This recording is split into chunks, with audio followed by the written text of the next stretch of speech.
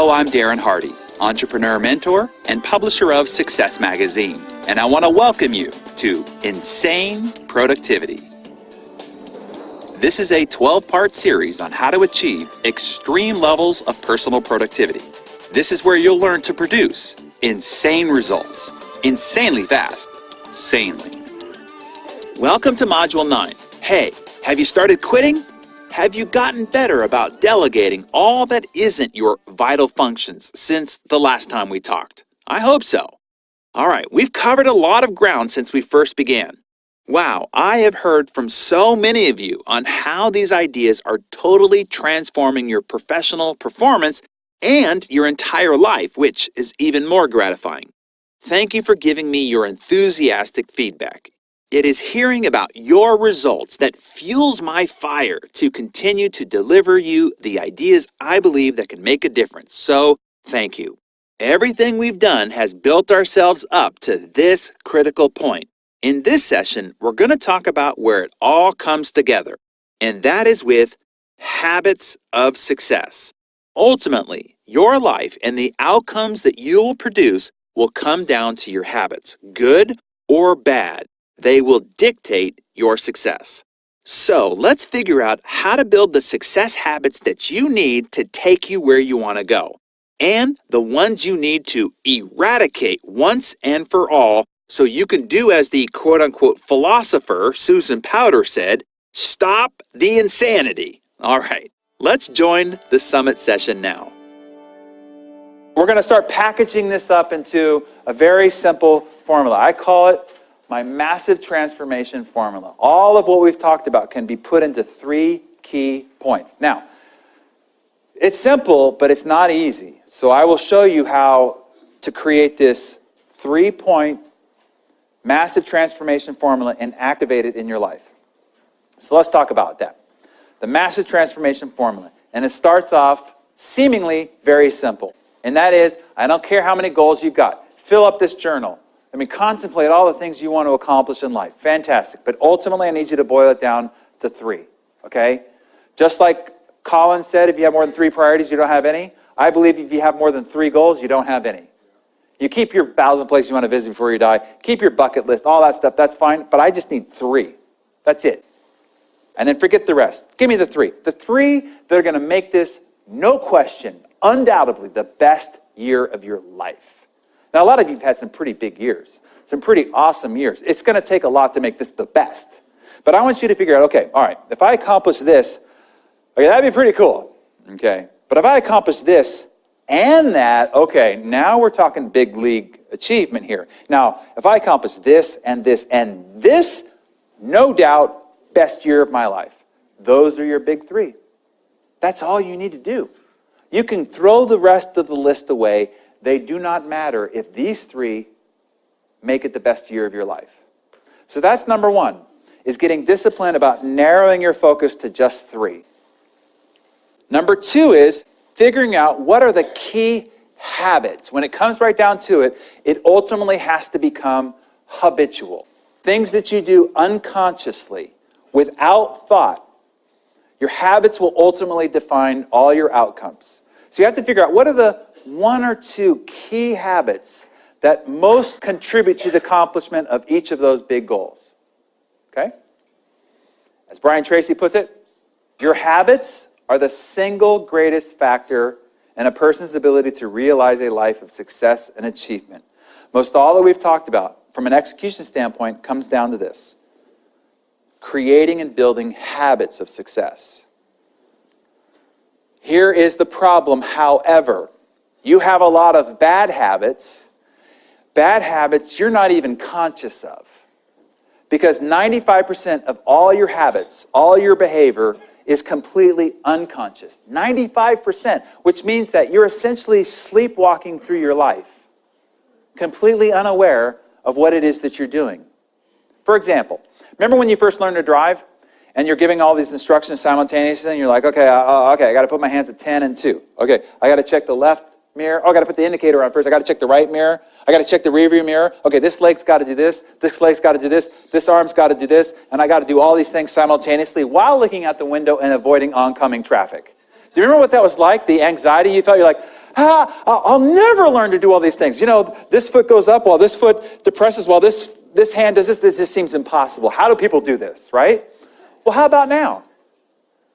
Now you can drive down the freeway, hurling your car at 80 miles an hour while eating, applying makeup, shaving, right? Talking on the phone. God forbid, texting. Because you don't even need to think about driving anymore. It's become an automatic habit pattern. You do it without thought at all. Have you ever been driving on the freeway and then you look up and you're like, oh my God, I'm like 3 exits past where I was supposed to get off, which meant that for like 8 miles, you were completely brain dead while your car was hurling down the freeway at 80 miles an hour. That's how unconscious habits become. It develops a neurosignature. The more you repeat a behavior, it develops a neurosignature. This gray matter is totally malleable. To give it a less technical term, it actually drives a brain groove in your gray matter. And the more you repeat a pattern, the deeper the brain groove becomes, so that eventually you don't have to think about it at all. So we have this new housekeeper in our house, and she thought it was such a great idea that the silverware go from this drawer to this drawer. Yeah, because it was under the coffee maker now. I'm like, okay, whatever, right? No lie, I have reached into the wrong drawer now hundreds of times. And every time I do it, I go, damn. Every time I'm like, it's over here again, right? And I feel like, how could I go into a drawer? How could I operate? I'm not even thinking. I'm just doing this all by rote habit. These neurosignatures are driving my behavior without me even being conscious about it. And habits, they start out like cobwebs, and they become thick as cables, as the Spanish proverb goes. It's like jumping into a whitewater river that's running down the stream. You could jump into the river and get swept down the stream with very little effort at all, in fact. But as soon as you about face and start to try to go up the river, you could, with all your might and everything you've got, struggle against the river rushing against you and maybe make 2 inches of progress. That's what it's going to be like when you start to about face some of your bad habits. This is a warning. It'll actually feel as if you are releasing yourself from substance abuse. Mentally, emotionally, and physically, you will experience pain when you start trying to upheave some of your bad habits. That's what it will feel like. So let me give you some strategies to eliminate bad habits. Let me amplify and highlight some of the things that you have found in the compound effect, but see if I could put it in the context of strategic high productivity for you. Because if we're going to send you in a new direction in your life, the thing that can derail you and pull you back are your old habit patterns. As you leave here and go back to your house, go back to your office, go back to your life, all those old habit patterns, the drawer that once had your silverware, will continue to draw you towards it. You have to break those bonds. First thing you need to do is identify your triggers. The who, the what, the when, and the where. When does your habit ignite? Because you got bad habits. They're all around you. But when is it ignited? Because sometimes your bad habit is ignited when you're with certain people. When you're with certain people, you eat poorly, you drink certain things, you talk about certain things, you gossip about certain things, you have a certain mindset. So sometimes it's triggered by a who. A lot of times it could be triggered by a what. There was a time when I was selling real estate, when I got in my car, I thought I needed to have a soda to drink while I got in my car. Like every time. The trigger was getting in my car, all of a sudden I'm thirsty when I didn't know I was thirsty. So that was the what. The car was the trigger. When? It could be when you get to a certain point of the day and you get hungry or you get tired, that could trigger a bad habit. At night, okay, it could be when you get stressed, when you become fearful or what have you. It could be aware. Maybe it's even environmental, when you're at a tailgate, when you're at a sporting event, when you are with this particular group or in this particular environment. So you just want to figure out what are the triggers so that you can be aware, so you don't just get triggered right into those old habit patterns. Then you need to do a clean sweep of your whole environment and yank all of the temptations and solicitations out of your environment. But you want to do a clean sweep in your own house. And you want to clean sweep your house. You want to clean sweep your office. You want to clean sweep your car. Get all those triggers out of the environment. All those sirens call. See, like, my 3 vices are coffee, wine, and ice cream. Okay? And if there's ice cream in the freezer, forget it. Forget it. Let's not have that battle. Let's not do it. I'm going to eat it. My wife and I have a standing, I insist, it's like one of these things, do not bring that stuff in the house. Do not. Well, just don't eat it. That's not possible. Discipline happens at the store, not in the freezer. That's the truth. I'm okay at the store. Okay, I can go past the freezer section, I'm good. But after a meal, you sit there after a fine meal, and then all of a sudden, you can hear the sirens call. Eat me. Eat me, right? So, get it out. Get it away. And I'll show you a strategy to swap it and replace it later. You have to protect yourself from yourself. You have to protect yourself from yourself. Just like Odysseus in Homer's Odyssey, right? Where he's going to captain his ship through the area where the beautiful songs of the sirens that every man's ship who's gone before has crashed on the rocks, distracted by the siren song. Well, Odysseus gets the better idea of saying, we're going to put beeswax in the ears of the men, and you need to tie me to the mast of the ship, because I know that I cannot overcome the temptation of the siren song. I'm not even going to try, but I still want to hear the song. So they tie him to the mast, and they sail safely through. Sometimes you need to tie yourself to the mast so that you can protect yourself from yourself. That's why discipline happens at the store, not in the freezer. Because the siren song will win in the end. Having to resist will tire you. Let me explain why willpower never works. And it's not that you don't have willpower. Even the one with the greatest willpower of all will eventually lose. Because it wanes throughout the day. It tires throughout the day. So there's this great study that was done where they took 2 groups and they were going to test them. And before the test, the group came into the room and they had this warm plate of chocolate chip cookies. And they were told, you can't eat the cookies. So they sit there for 5 or 6 minutes just looking at the cookies. And they didn't eat the cookies. Then they took the test. And then another group came in and they put a bowl of radishes there. And they said, don't eat the radishes. Well, that was no problem, right? And then they were both given an unsolvable test. The ones that had to sit before the chocolate chip cookies that already had used a lot of their willpower only tried for 8 minutes to solve the test. The ones that sat in front of the radishes worked a full 19 minutes to try to solve it. Twice the amount of time, because they had not waned their energy and their resolve by having to abstain the chocolate chip cookies. Our willpower is like a cell phone battery. The more you use it, the lower it gets. And if you use a lot of it throughout the day, you might try to make a call, no ice cream, and it doesn't work. Bring it on. That's what happens. That's how willpower wanes over time. So what ends up happening, you have this dynamic day where you're saying no, you're being disciplined, you're staying on track, and then you come home, battery on 0. And then you're presented with a drink or chips or chocolate chip cookies or ice cream, and you've got nothing left. Your willpower is gone. And you're left vulnerable. Instead, you want to swap it. Don't try to resist it at all. Don't try to resist it.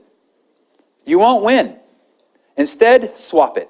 So I showed you some examples in the compound effect. My sister-in-law, who's in the back there, had this very disturbing habit, who would sit on her couch watching TV, and while she was watching TV, she likes the sensation of just crunching on something. Just crunching on Enjoy. something. So she get a bag of chips. Let's Just rejoin crunch the on summit chips, session and now. before you know it, she's halfway through the bag, or the bag is gone, right?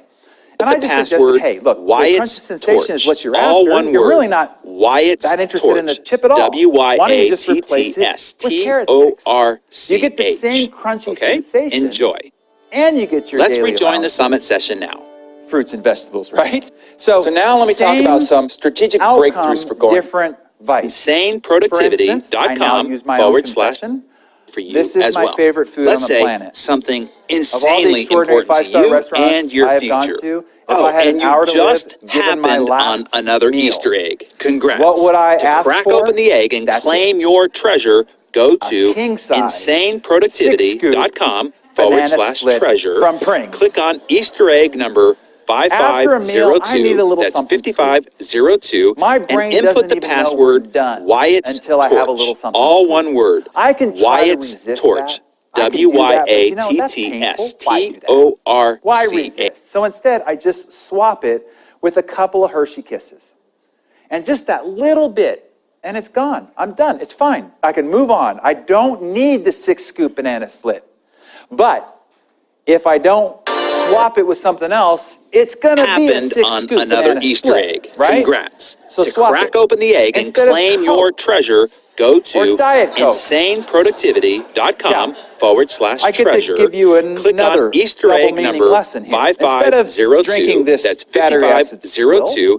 And input the replace password it with Wyatt's sparkling Torch. water. A lot of All times one it's word. just the bubbles. It's just the sensation that you're after, okay? Just swap it. Over time, it'll take its course. Smoking. A lot of times it's oral fixation. That is the habit that's hard to break. So they've created these new e-cigarettes, right? They're robotic cigarettes that you puff on it and smoke comes out and the rest of it. If you don't mind looking ridiculous, this is a great way to swap out this habit, right? It's an option. I'm thankful that there's an option for people who smoke that will get them off that train because it's deadly, but it does look a little ridiculous. Instead of watching TV late at night, because you know what? You just need to relax. You need to decompress. You need to escape. So instead of turning on the boob tube, why don't you read something fun, enlightening, and inspiring? Something that does capture your attention, does allow you to escape. Or maybe that thing you've always wanted to do, that instrument you've always wanted to take up, there's another place where you could escape to that versus the boob tube and Breaking Bad and Dancing with the Stars and all the rest of it. Yeah, I'm going to get you, yeah. Now let me give you strategies to build in the success habits that you need to take you in the direction you want to go, okay? Here's one of the biggest things I think you'll find fascinating. Most high-performing achievers are lazy. Most high-performing achievers are lazy, which is why they have formulated disciplines, routines, and success habits and forced them on themselves. Because their base nature is actually quite lazy. Let me give you some great examples. You could see them every night you watch SportsCenter, but let me give you some examples. One of the most disciplined guys on the planet when he was playing, when he was performing, when he was focused on his goals and objectives. But his base nature's actually quite lazy, as we have seen after his focused, disciplined routines were extracted. Here's another guy. I write about this guy because he's so disciplined, just doing free throws in the hundreds before school. My dad used him as an example of discipline, but he forced those routines and regimens on himself because his base nature is actually quite lazy, as you can see. Yeah, these are not Photoshop. These are real photos. You probably don't even remember this guy at that weight, right? Terrible what's happened. Just terrible. So really, what you're seeing is their real base nature. And their base nature is lazy. Now after pointing all this out, let me confess. For a lot of people who know of me, they look at me and say, man, you're one of the most disciplined, focused, regimented guy I know. But if you talk to my wife, I'm quite lazy. I actually am really lazy, in fact, if I'm being very candid. Outside of the things that I'm focused on being great at, where I have forced rituals, routines, and disciplines upon myself because I need to, because my base nature is actually quite lazy.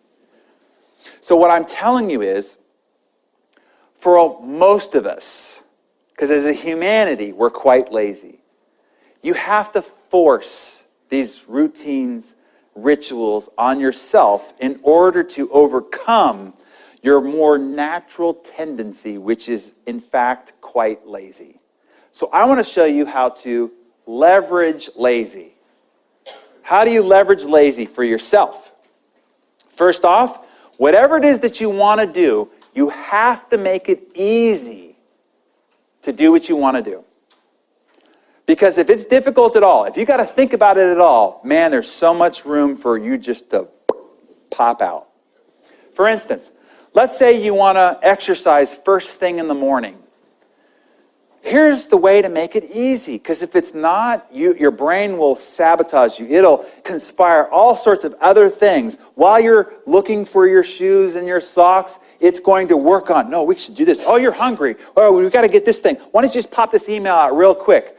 Too much time there. You've got to make it easy. So put your shoes right by your bed so that when your feet swing over and hit the ground, it hits your shoes first. And then lay out your clothes. Everything is all set. So you could still be in a sleep stupor and get yourself ready to exercise and out the door. If there's a moment to think, if you got to go look for a sock or a short, your brain's going to conspire and pull you off in a different direction. You have to make it easy because you're lazy. Let's say you want to eat healthy. You have to make it easy. You have to make it easy. So, when I was single, I used to cook just a whole plethora of chicken breasts on Sunday, and then I put them in Tupperwares. Then I'd walk around with these Tupperwares throughout the day. I was like the Tupperware guys. Like, what is it? It's just chicken breasts. It was awfully tasting as well. It was just chicken breasts, right? I stick nutritional bars everywhere. I've got them in my briefcase. I've got them in my car. I've got them in my closet. Got them in my drawers. I got them everywhere so that if all of a sudden I get hungry, what happens is when you get hungry, it's too late to have willpower. It's too late. Now it's fast food, it's chips, and everything that's convenient is bad for you. Because it's convenient means that it's stuffed with all sorts of crap. That's why it's available and there at all times. Water, you just got to have it next to you. If you become thirsty, it's too late. You just need to be satiating yourself with water at all times. You've noticed I've done that up here. I don't wait to get thirsty. You can't, because by then it's too late. So if you want to eat healthy, you got to make it easy. Let's say you want to read more. Even if you have to think, oh, I got to go to my library and I got to pick a book. Forget it. I'll just do something else. Literally, you might not say it out loud, but that's what your brain says. I want to read more. And you're like, oh, what book? I don't know what I want to read. And off to do something else. You literally have to go, pre-plan, to your library, take a book out, decide what you want to read, figure out what chapter you're at, lay it on your reading chair. So that when the moment arises later, you're like, oh, I should read. Oh, there it is. Oh. Let's say you want to practice the guitar more. If it's in the closet, in the case, it will stay there forever. Now, how difficult is it to open a door, open the case, bring it over to the couch? Not very difficult, but you're lazy. Instead, take it out and put it on the couch. Now, all of a sudden, you're walking by in the room, you're like, oh, 2 hours, you're practicing guitar. Amazing. Literally, you've got to make it that easy. Let's say you want to prospect. You want to stay focused on prospecting. You have to make that easy. Put a sign on the door. Danger. Prospecting inside. Do not enter. You got to make it easy. And then I want to show you how to leverage lazy against yourself. Let me tell you how lazy we are. There's all these retail studies that are done. Do you know that when you go into any store, grocery store or retail outlet, that the most profitable items will be between your shoulder and your waist? That's where they stick the most profitable items. There is a 40% drop-off in sales volume if you put something on the lower shelf where a human being has to do this. Right there. This right here. 40% drop-off if you do this. That's how lazy we are. 40% drop-off. If it's on the upper shelf, forget it. I mean, the sales don't even equate. They're a fraction of what ends up right here, which is the reason why all the high margin crap ends up right there. So don't allow them to take advantage of your laziness, because they do. So I want to show you how to leverage this lazy way against yourself. Make it hard to do what you don't want to do. Make it hard to do what you don't want to do. We all know the discipline of, if you want to stop using your credit card, cut them up, right? Or the other one of saying, okay, if you want to use your credit card, you got to take it out of the freezer and wait for it to melt. And by the time it melts, the emotion that sucked in your human need is probably waned and left you, and you don't even want to buy the item anymore, right? That's making it hard to do. It's a great practice and discipline. Another example is, let's say that you mindlessly eat too much. Nobody in this room, I'm sure. But let's say other people mindlessly eat too much. And that's what happens. It's mindless. Have you ever, like on a weekend, you go into the refrigerator, you look, there's nothing there. And then a couple hours later, you open the door and you look again. It's like you already know there's nothing there. But you mindlessly went to the refrigerator and opened it up. That's how people mindlessly eat. They end up eating things they didn't even realize. It happens mindlessly. So what you want to do is make that hard.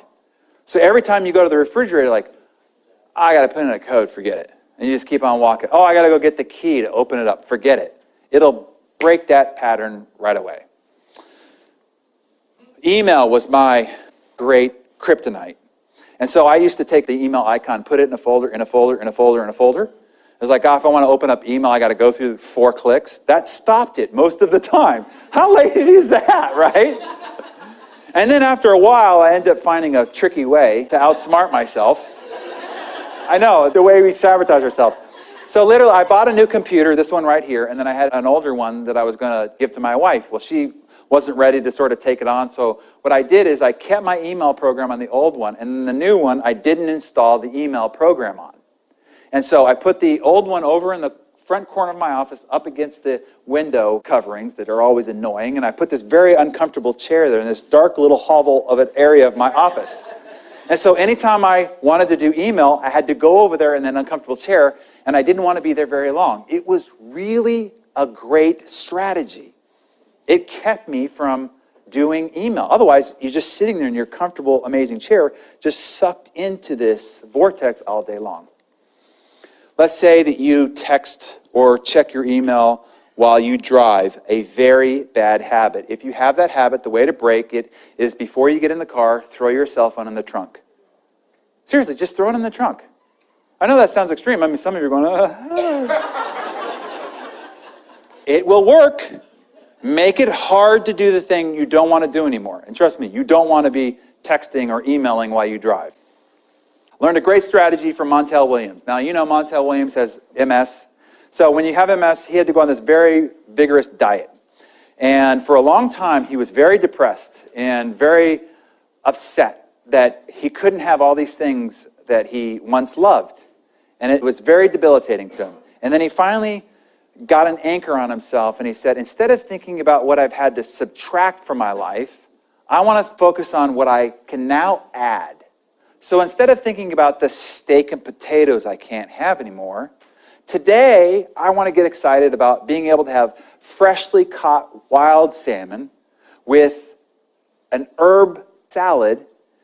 I can get excited about that. Let me focus on what I can add into my diet versus focusing on the things that I have to take out. So instead of focusing on the things that you can't do anymore, all this chocolate cake and all these other vices and things that you know that you need to uproot, just focus on the things that you can do. Let your attention be overwhelmed by what you can have, and it will lose the energy of what it can't have. Because again, where attention goes, energy flows, and so expands in your mind. Where attention goes, energy flows. And ultimately, you might need to call in reinforcements. Because you can't do it alone. For the most part, many of us can't do it alone. You might need to call in reinforcements. Get an accountability partner. This is why Landon has been such a valuable asset for me, right? Because even just knowing that I have to talk and tell him what I have or haven't done keeps me more accountable to myself. As Winnie the Pooh said, it's so much more friendly with two, right? A lot of people hire trainers at the gym. I know friends of mine who hire trainers at the gym. I'm like, why do you need a trainer? You know how to work out. This is not a new phenomenon. He says, because I will show up if they're waiting for me, but I won't show up otherwise, which is insane because it's your health, your body, your future. You won't show up for yourself, but you'll show up for them. Hey, whatever it takes. If that's what it takes, awesome. Use that leverage. And enroll your whole family. Here's the problem with a lot of dynamics inside the family. The husband's off trying to conquer the frontier, or the mom's off trying to conquer the frontier. And all the kids see is dad's gone, mom's gone. It's a bad thing. You haven't properly enrolled the whole family into the goal. So if you sit them all down and say, what do you want to do? What do you want to accomplish? Where would you love to go on vacation? You want to go to Disney World? That's what we want to do? Fantastic. Okay, here's what we have to do then. Dad's got to go out and accomplish this goal. And if you accomplish this goal, then we'll have the money. We'll all go to Disney World as a family. When your kids get their head around that, and you're sitting around or laying around, they're going to be like, hey, Dad, shouldn't you be going to work? I want to go to Disney World. How you doing on the goal, right? Instead of seeing it as taking something away from them, they will now see it as something you are contributing to them. But that only happens after you enroll them in the goal and make them part of the process. And then declare your goal publicly. Just like my sunset process, it became non-interesting to me after about 30. But because I said I was going to do it, I was more disciplined with continuing on because I said I would publicly than I would have to myself. And that's what maybe overachieved it as well. Now, we all know that, one great anchor to keep you on track with your goals and ambitions is to celebrate your rewards. Okay, cool, awesome. We all know that. Don't need to remind you about that, but it's one way in which to do it. Another way to do it, and a better way I see, is to use punishment as a reinforcement. So I had a friend of mine for a long time was trying to lose weight. Tried all sorts of tactics on himself, right? If I lose weight, then we'll go on this vacation. That didn't work. If I lose weight, then we'll, as a family, do this thing. That didn't work. Okay, I'm going to write a check to this charity. And if I don't lose weight, then this check gets sent to the charity. That didn't work because he likes a charity anyway. There was no great sacrifice there, right? In his brain, he's like, I love them anyway, fine. I said, hey, how about an anti-cause? What do you hate? What do you love? What's the opposite of that?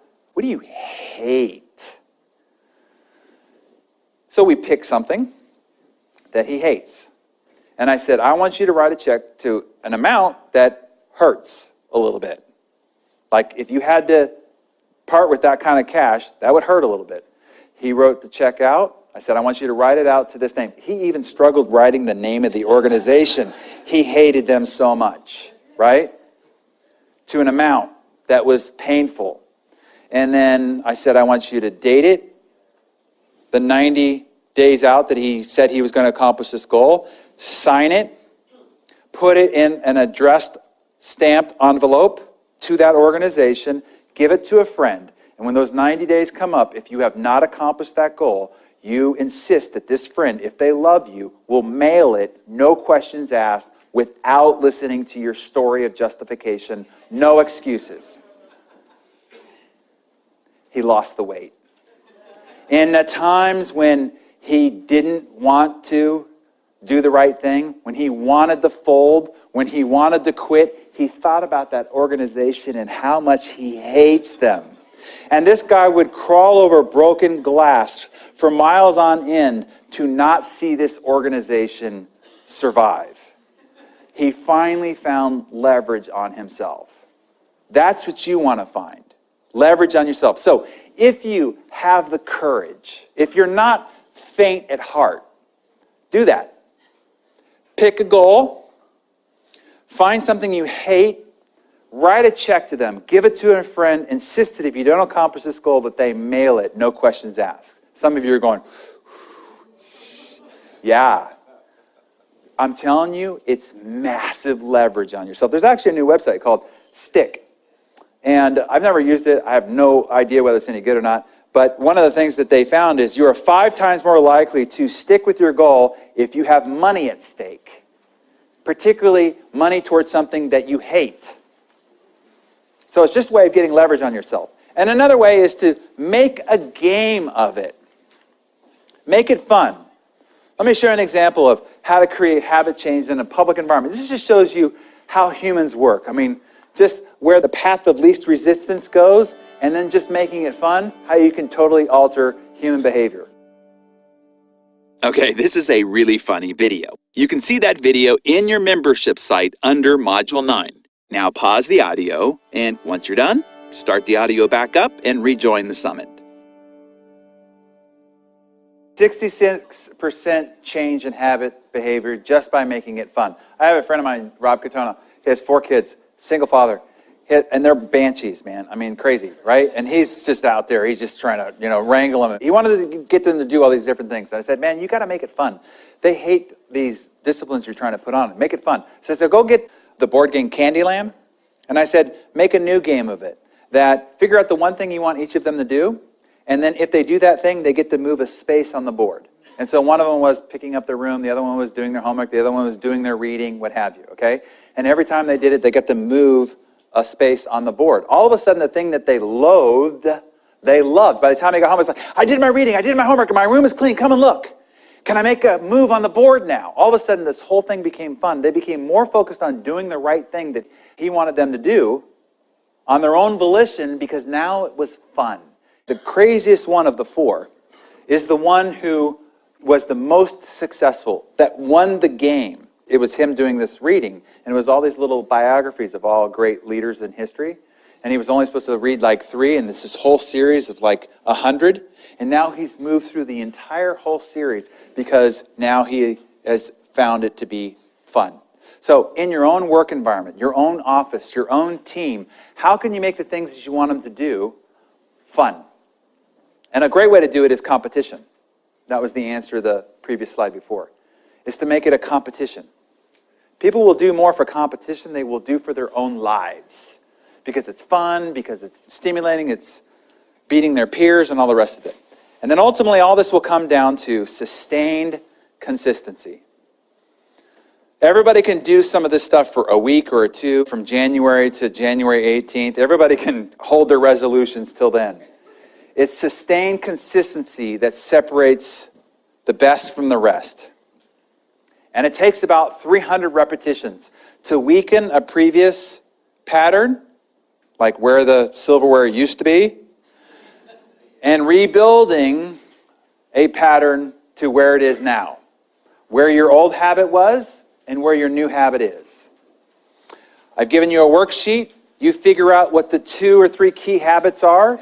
Figure out the strategy that you're going to use to leverage uprooting the bad and installing the good, and now you got a formula for success.